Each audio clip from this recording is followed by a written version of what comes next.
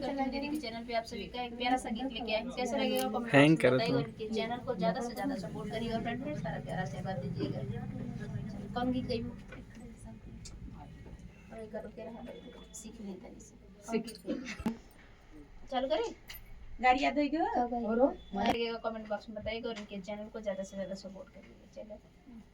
काकर बुझल के जेठानी हो मोरे मनवई के मिलल पारानी हो मोरे मनवई के मिलल पारानी हो मोरे मनवई के मिलल पार होत भोरे राजा झाड़ू उठावई होत भोरे राजा झाड़ू उठावई निहुरी बटोरइयो सारी हो मोरे मनवा के मिलल परानी हो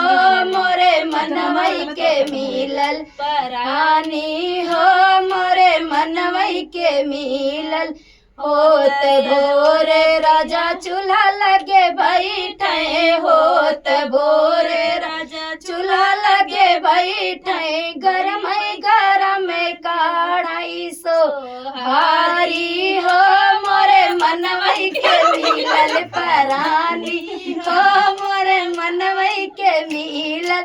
छाती से पूड़ी बातीस का चौड़ी छाती से पूड़ी बातीस का चौड़ी पर्दे के आड़ से पिया मोरे पूछे और कुछ लेबू मोरी रानी हो मोरे मनवई के मिलल परानी हो मोरे मनवई के मिलल